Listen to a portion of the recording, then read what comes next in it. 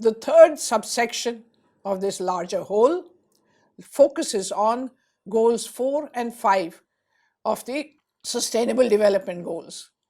Goal 4 pertains to inclusive and equitable education for all and lifelong learning.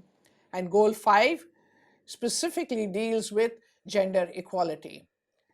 So the section now explores case studies of how governments and civil society have used ICTs to address education and improve quality and empower women and girls. Within education, in most developing countries, there are 4 key issues. One is access, increasing the number of people who have access to formal school, high school, and university level education. Equity, providing such inclusion and such access in such a way that marginalized communities, including girls, get a better benefit. Quality, ensuring that the quality of material, whether it is in the city or in a remote rural location, remains the same for both urban and rural locations, for colleges, schools, etc. And all of these have to be achieved based on limited resources. And that is where ICTs play a role to provide access and equity. Some examples. There are open schools in the Asia Pacific, in Bangladesh, India, Sri Lanka, Philippines.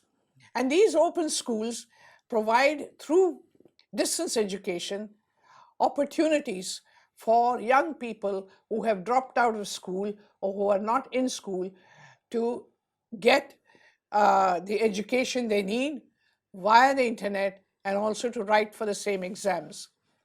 Also, universities such as the universities of the South Pacific do their entire teaching through the distant communities of South Pacific through ICTs.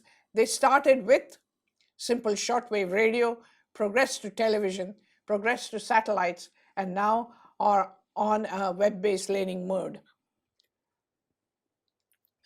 One can also provide very good quality of materials through web-based resources.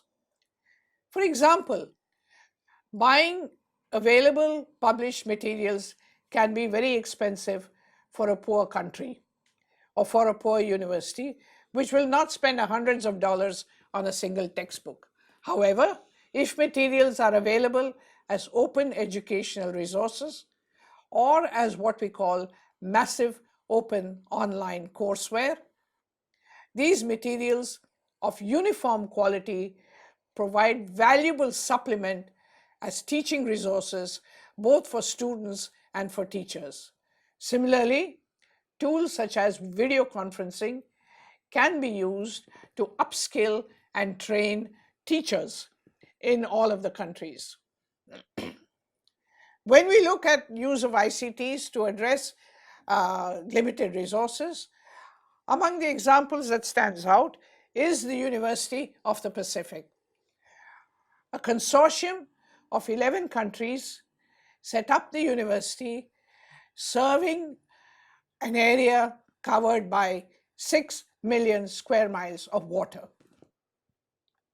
The University of the Pacific, as I mentioned earlier, provides distance education of very high quality to the students of these countries, irrespective of where they are.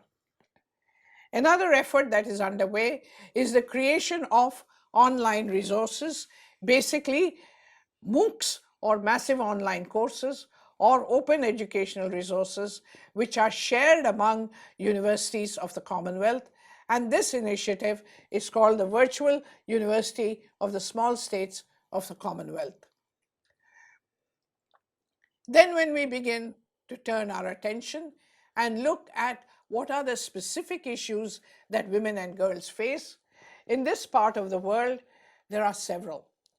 Illiteracy, lack of education, lack of awareness, poverty, lack of time, low confidence, self-esteem, socio-cultural norms that prevent women and girls from moving about, access, content relevance, and availability and usage.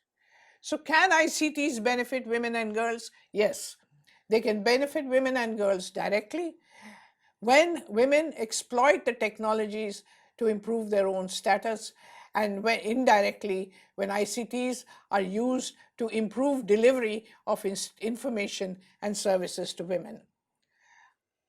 I have in the module listed 5 or 6 examples of how women have used ICTs to improve their own life conditions. One of these is Mahiti Mantana near Mysore, India. Another is the Info Lady example from Bangladesh. Third is the Likhan in the Philippines.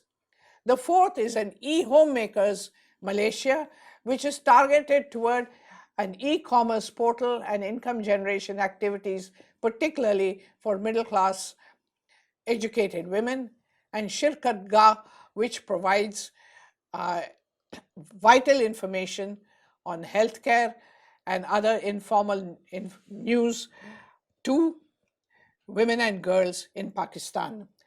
Do look at the cases that are described in detail in the module. There is another dimension to the link between women and ICTs, and that is the presence of women in the IT workforce. Today, data show that nearly 50% of the IT workforce consists of young women. However, these women seem to remain at entry levels only, that is, at the first level in a job, and they seem to drop out of the job within a few years. In order to retain them and to train them, ITU has suggested that there is a need to provide mid-career training and promotion for young women so that the senior management can be filled by more women. And what we can also do then is that making sponsorship programs, the percentage of women in the IT workforce will increase at senior management levels, something that is not happening today. Also within this broad area of livelihoods, education, gender, are issues relating to vulnerable communities, the youth, and the disabled. Today, the youth population has swelled to an unprecedented 1.8 billion people. In many countries, 50% of the population are the young below the ages of 30. At the same time, nearly 1 billion persons in the world also live with some disability, and nearly 80% of this 1 billion, that is 800 million, live in the developing world, a large proportion of which is in the Asia Pacific. There are very few initiatives, very few initiatives that focus exclusively on disabled youth. One initiative that I found and I would suggest that you would look at is Youth for Jobs, which is Youth for Jobs is an NGO which provides training and capacity building and then placement in mainstream industry and service sectors for disabled youth. When it comes to indigenous, displaced, and migrant communities, while there is no real definition, what we do know that there are a large number of tribes and indigenous communities all over the world. Most of them are outside the mainstream of a country's life. Look around you in your own country and try to define who these tribes are, and look for a service that provides an ICT-based solution for them. One service that I have described in the module, is CG Net Swara in India, which uses the mobile phone to receive complaints, grievances from tribals, communicates these to the authorities, and in return informs the aggrieved person of the action that has been taken. There are other instances, for example, when displaced as a result of war or flood, people are desperately in need of assistance. Oxfam and Visa prepaid cards in the Philippines provide such assistance to people affected by the typhoons, which are a common occurrence in Philippines. Migrants are also people on the move, internally within a country or outside the country as diaspora communities. Think of your own country and the number of people who are working elsewhere in the world to provide a livelihood for their families back home. They send home remittances. What has been found is, from a study conducted in Asia, is that migrants use ICTs for financial transactions and remittances and share information and experiences or a call for help. In earlier times, money would be sent along with a friend to be given to a parent or a sibling.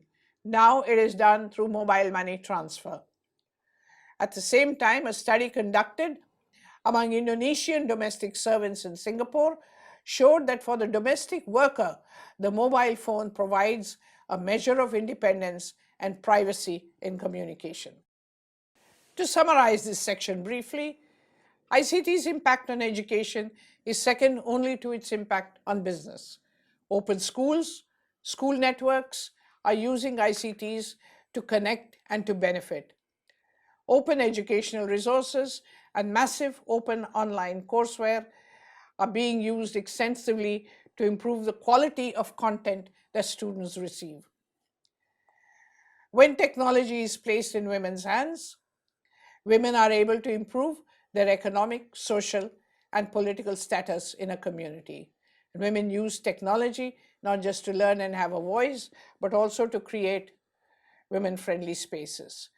Diaspora and migrant communities use ICTs for mobile money transfer and also to keep in touch with families. ICTs can also be used by the disabled in order to find income-generating activities.